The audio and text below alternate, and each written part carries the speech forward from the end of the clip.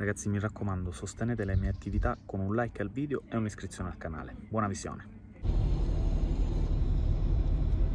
È una domenica nuvolosa, con minacce di pioggia all'orizzonte, e noi ci stiamo dirigendo verso Pantalica, un'area di archeologia e natura che si trova in provincia di Siracusa, nei pressi di Sortino. Il suo territorio, esteso più di 2 milioni di metri quadrati, è attraversato da due corsi d'acqua, il fiume Anapo e il torrente Calcinara, che avremo modo di incontrare durante il percorso. Il nome deriva dal greco antico Pantalitos, tutto pietra, e sono certo che osservando i panorami non vi chiederete il perché. La riserva è accessibile dal lato Sortino e dal lato Fusco. Noi abbiamo optato per il primo, dove un operatore del luogo ci ha indicato i due percorsi da poter seguire, il primo da 10 km e il secondo da 8. La nostra ennesima avventura è partita dopo aver ricevuto la benedizione da Nerone, perché ricordate, dove c'è Lella c'è sempre almeno un gatto nei dintorni.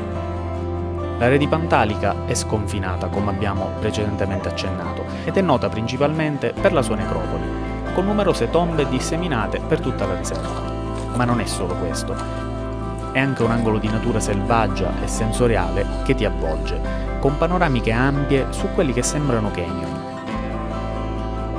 Per queste sue peculiarità, nel 2005 il sito è diventato patrimonio dell'umanità UNESCO. Costeggiando le mura rudi e tipiche della campagna siciliana, abbiamo intrapreso i percorsi scoscesi e a volte scivolosi per addentrarci in questo luogo straordinario. Andiamo con passo spedito, traboccanti di quella curiosità che anticipa le scoperte, quando ci ritroviamo di fronte alle prime tombe di Pantalica Nord.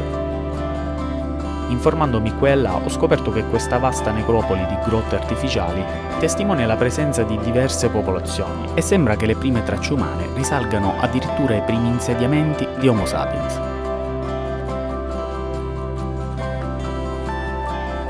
L'alternanza fra archeologia e natura è una costante di questa esperienza, un piacevole contrasto che stimola continuamente lo stupore.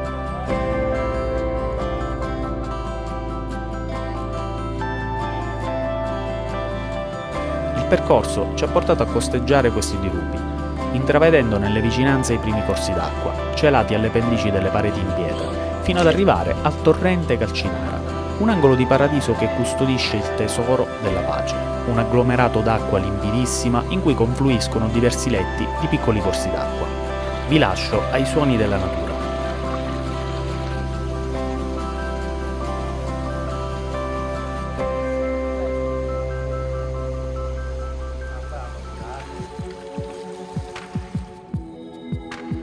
Continuiamo il percorso e guadiamo questo piccolo torrente per proseguire risalendo con la visione di enormi pareti di roccia in cui abbiamo trovato spiriti sin troppo avventurieri che si stavano letteralmente calando nel dirupo.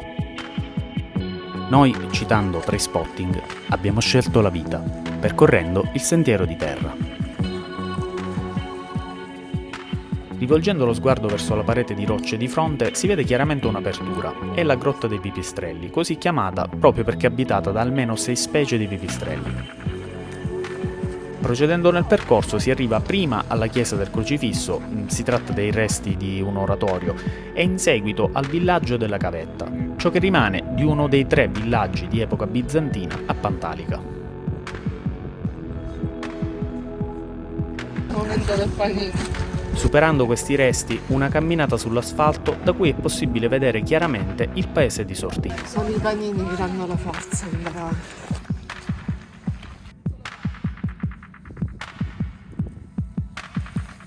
L'unico edificio superstite della tarda età del bronzo è l'Anactoron, i resti di un imponente edificio chiamato anche Palazzo del Principe. Inconsapevoli di cosa fosse, stavamo per defraudarne la regalità, con un pranzo a base di panini. Per fortuna, azzarderei, ha prevalso la linea Steven, che ad ogni nostra richiesta di quietarci per mangiare rispondeva sempre «Ma camanamonaci poco». Ci siamo lanciati in un'altra discesa verso panorami con distese gremite di un verde acceso, ricco, che mi ha ricordato per qualche motivo l'America Latina, prima di arrivare ad altre grotte. Ve le faccio scoprire.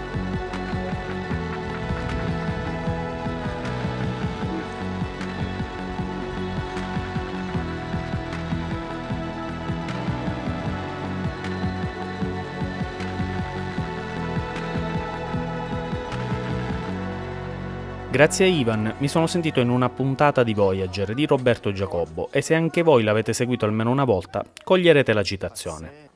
Attendo Omar, attendo la testa, via. No, io Ci ritroveremo nei meandri più assurdi.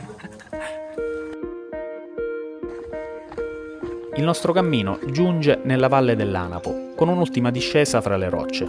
Non sapevo se piangere o urlare dalla gioia quando ho visto che finalmente avremmo camminato di nuovo in pianura.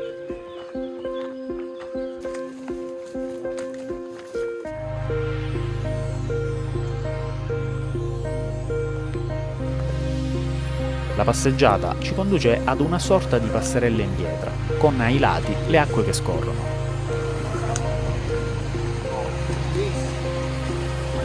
Spettacolo, ma La percorriamo per accamparci momentaneamente per il pranzo, in quello che, forse anche per la fame dirompente, mi sembra quasi un luogo sacro, con un tavolo in pietra tondo riparato dalle fronde degli alberi, che ha ospitato il nostro pranzo. Con la piacevole sensazione dello stomaco pieno, abbiamo condiviso qualche momento con alcuni esemplari della fauna del luogo, Ha seccato che eravate sul suo tronco. prima di studiare con attenzione questo metodo innovativo per stappare le orecchie gentilmente proposto da Salvo, e prima di valutare l'entità dell'eco di zona.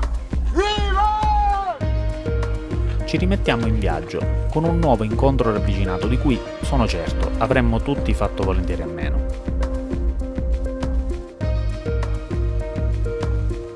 Attraversando un sentiero fra una parete e le acque, giungiamo all'ex stazione Pantalica, adesso adibita a museo e che conserva il passato di questo luogo.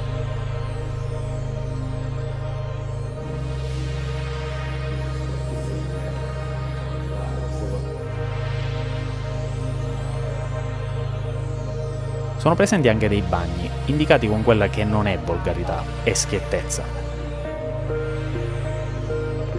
Lasciandoci alle spalle l'ex stazione, arriviamo alla prima breve galleria del nostro percorso. Oltre vi troviamo il sentiero per l'area attrezzata Cascitta. Come vedete, anche qui, un piccolo torrente dalle acque limpide sovrastato da un ponte bagna i piedi di questa ennesima enorme parete di roccia. Il suono delle acque è rigenerante e lo ascolterei per minuti, per ore. Un angolo di pace e silenzi che per sua natura è occultato fra i sentieri sperduti di Pantalica. Gli ultimi chilometri del percorso che sta per concludersi includono la seconda e più estesa galleria, in cui, a differenza della prima, regna la più totale oscurità.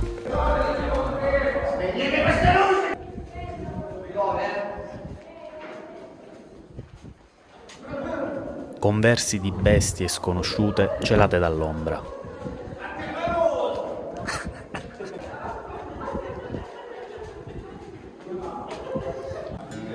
È proprio il caso di dire che abbiamo visto la luce in fondo al tunnel e siamo venuti fuori in un altro sentiero, diretto verso un altro dei luoghi magici della riserva. Questo ponticello sul fiume che sa di contea, di Signore degli Anelli. Io queste cose essenziali le amo. Dopo questa piccola perla è cominciata l'ultima impegnativa risalita per tornare al punto di partenza.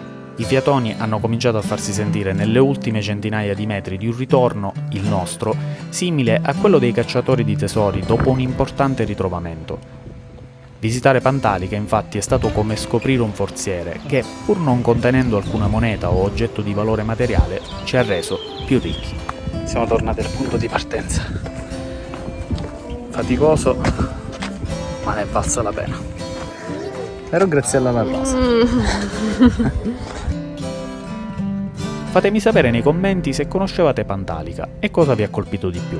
Se vi è piaciuto questo contenuto, sostenete queste mie attività con 2 clic, lasciando un like e iscrivendovi al canale. Appuntamento al prossimo video.